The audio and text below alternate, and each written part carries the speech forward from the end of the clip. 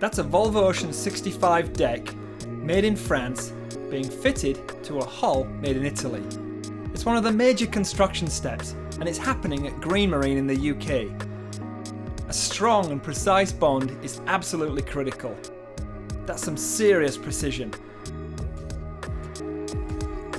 It's starting to look like I'm going to be spending a lot of time here from now on because things are starting to really hot up on the Volvo Ocean 65 project. This is boat number 1. It's really exciting because I'm just now starting to get a sense of the boat's power and presence. I wouldn't go so far as to say that she's straining at the dock lines just yet, but for sure things are looking good. Because there's so much going on, I'm going to get straight into it today, so let's start out by looking at a key piece of equipment that I know is near and dear to my employer.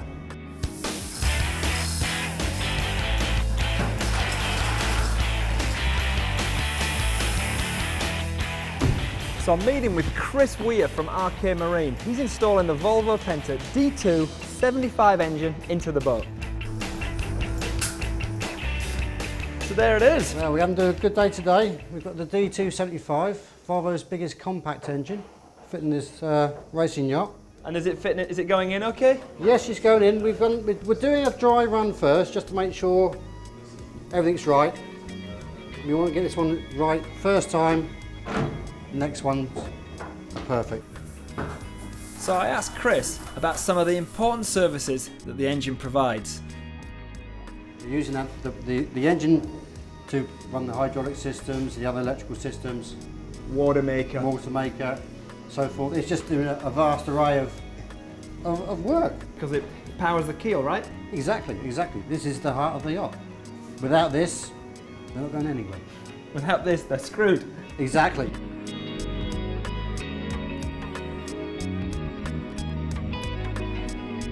Right now, I'm coming out of the companionway hatch. It's very different to the Volvo Open 70. It's very much influenced by the French single-handed boats.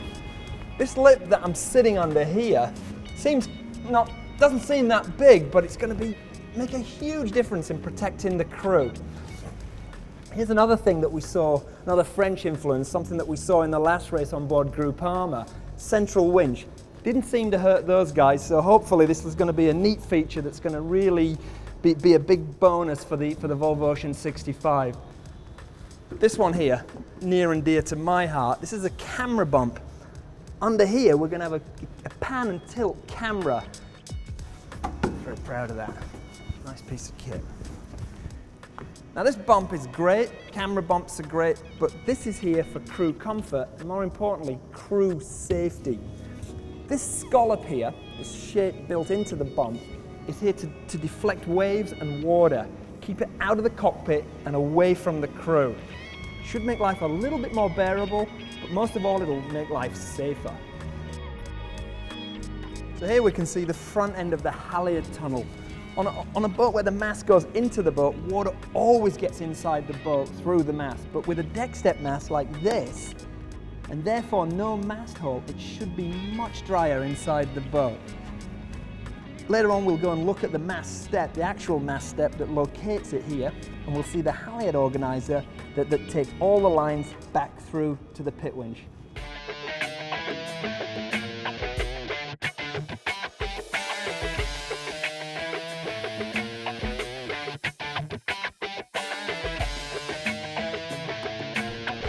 All right, let's check out some of this hardware. Turn that off first. Okay, boat number 1, what we got here? Halyard organizer.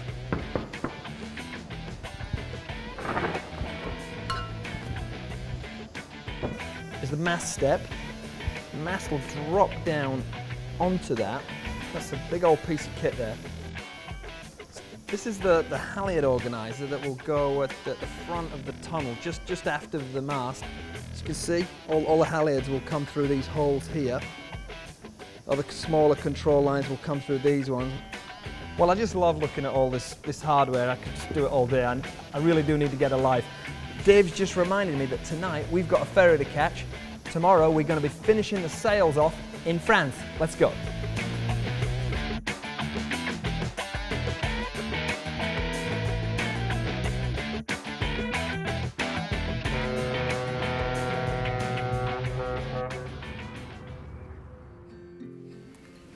Just round the corner from Multiplast, where the Volvo Ocean 65 decks are made, is the North Sails Loft. I'm here to meet Gauthier Sargent, and he's going to show me one of the sails that we saw being made at the 3DI factory. Is that one of the blanks that I made at Minden the other week? Exactly. The sails arrive in France as blanks, and at this point are completely unusable as sails. After a thorough check, the first step is to trim them down to the correct shape and size. Great care must be taken, and here we see one of the highly skilled sailmakers using long battens precisely positioned so that she can make the cuts. Next, the sail gets tapes stitched along each of the three sides: the luff, the leech and the foot.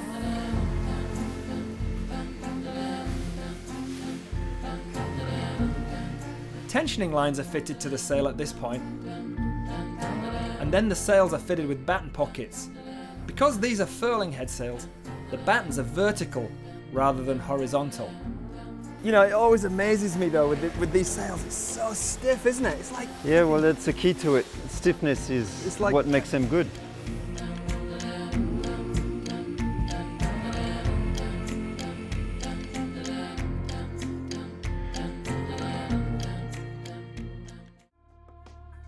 Now we're back at Green Marine, and I'm with Volvo Ocean 65 project manager James Dadd.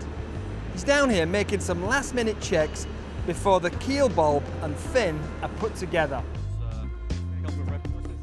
James is the man who's responsible for making sure that the boat is 100% accurate and that they're all exactly the same.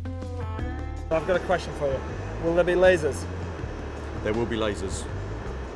Cool. And now, can I just move this with my hand? You can just move your hand to get it roughly right, and then what you need to do is look through that eyepiece. Yeah. I'll get you a step. Yeah. And press the red button, right? Yep. Nice one. So this is one hell of a keel fin, isn't it? How long are these? Is it deeper than a Volvo 70? It is. It's 280 millimeters deeper than a Volvo 70's keel. 28 centimetre, yeah, like a ruler. Yeah. So the big question, what's this thing weigh? It's 3,450 kilograms. And what's this weigh? That's 1,450 kgs. Okay, do the math. The total weight when we get to the end will be just under 5,000 kilograms. I wanted to ask you about this inclined keel pin. It's pretty revolutionary, right? I'm glad you asked me about that. I brought some diagrams. Oh, you did? Yep. Right, cool. So as we know, we've got a canting keel in the Volvo Ocean 65s. Right. And as you can see from this drawing here, actually the keel is closer to the horizontal than it is to the vertical. Yeah. So you've got this thing that's basically a 4.7 metre wing in the water, trying to go through the water in the most efficient way we can. What we end up doing is actually pulling the nose up a little bit. Yeah. So the water's now hitting here, and it's coming underneath, and some of it's coming over the top. Yeah. You've got more of it coming underneath. So number one, we reduce the amount of drag, and number two, we're creating lift, we're reducing the displacement of the boat. So my question for you is, will we go faster? Definitely.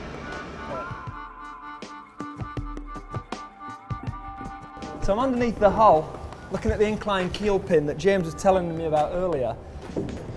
You're probably wondering why there's a dirty great hole here in the bottom of the boat, but don't worry, because it's supposed to be here, and it'll be well sealed up by the time we go sailing. And although it doesn't really show on camera, from my angle I can see that the boat just has a lot more rocker than a Volvo Open 70. What that's going to do is make the boat really fast and safe in big waves downwind. Well, this is the reverse bow. I just love it, and it's just so cool. It just looks really, really good. I think it's time for me to hit the road.